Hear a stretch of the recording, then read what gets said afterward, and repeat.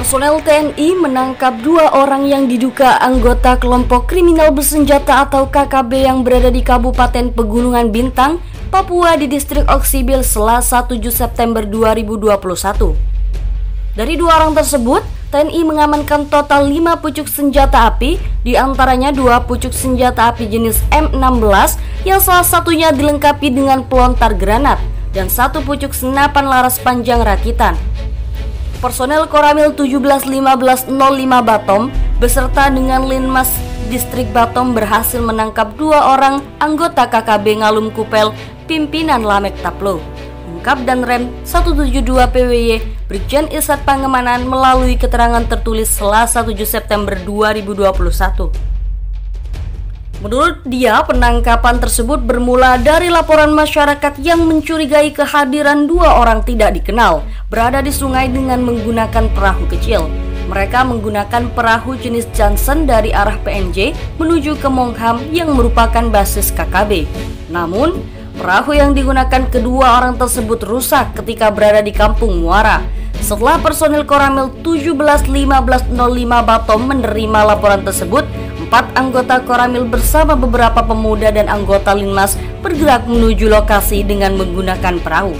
Personel kami kemudian melakukan pengepungan di pertengahan sungai Oksib Mongham dan berhasil menangkap 2 orang KKB bernama Yulian Urop Mabin 36 tahun dan Kapol Urop Mabin 42 tahun.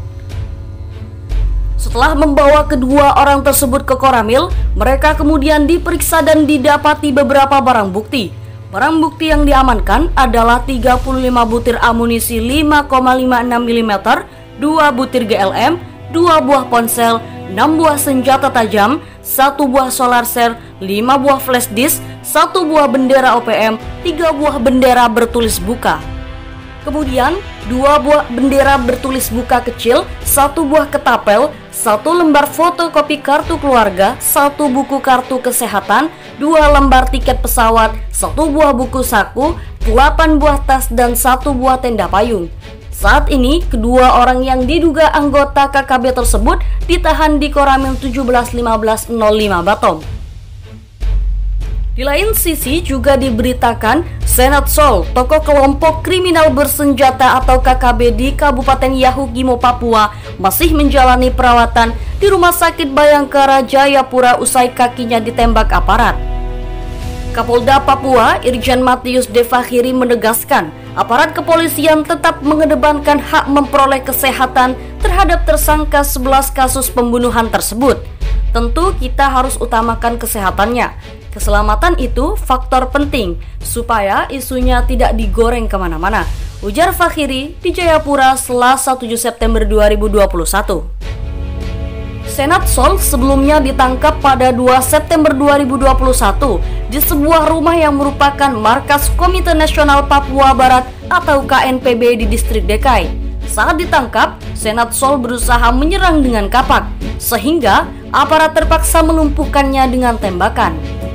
Vakhiri memastikan Senat Sol akan diperiksa sesuai dengan daftar kejahatan yang dibuatnya.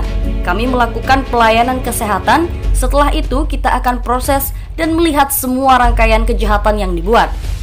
Aparat juga akan berusaha mengorek keterangan dari Senat Sol, termasuk siapa saja yang terlibat dalam sejumlah aksi yang dilakukan oleh kelompok tersebut. Siapa yang ikut serta di situ akan sama dengan Senat Sol. Kita proses dan kita tangani secara profesional. Senat Sol merupakan mantan anggota TNI yang melarikan diri setelah terlibat dalam jual beli amunisi dengan KKB di Mimika pada 2018 lalu. Ia melarikan diri ke Yahukimo dan melakukan sejumlah aksi kejahatan. Polda Papua mencatat ada 12 daftar kejahatan yang melibatkan Senat Sol. Dalam aksi-aksi tersebut, terdapat beberapa aksi pembunuhan yang menyebabkan 11 orang tewas. Aparat keamanan berhasil menangkap Senat Sol 25 tahun, tokoh KKB Yahukimo yang merupakan pecatan TNI. Penangkapan dilakukan di Jalan Samaru, Distrik Dekai, Kamis 2 September 2021, sekitar pukul 5 dini hari waktu Indonesia Timur.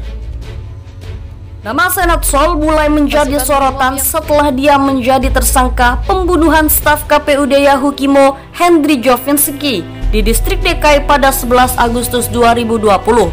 Namun, ternyata selain kasus itu, Senat Sol tercatat melakukan banyak kejahatan. Ada 12 laporan polisi terkait Senat Sol, tapi ia hanya dimasukkan dalam 4 daftar pencarian orang. Ungkap di Reskrimum Polda Papua Kombes Faisal Ramadhani di Jayapura Kamis 2 September 2021. Kasus pertama Senat Sol terjadi saat dia masih aktif menjadi anggota TNI pada 2018 lalu. Pada 10 September 2018, aparat keamanan menangkap Ruben Wakla di Bandara Moses Kilangin karena diketahui membawa 165 butir amunisi. Setelah didalami, Ruben Wakla membeli amunisi tersebut dari Senat Sol yang kemudian melarikan diri dan melakukan desersi. Setelah desersi, Senat Sol kemudian melakukan aksi pada 1 Desember 2019.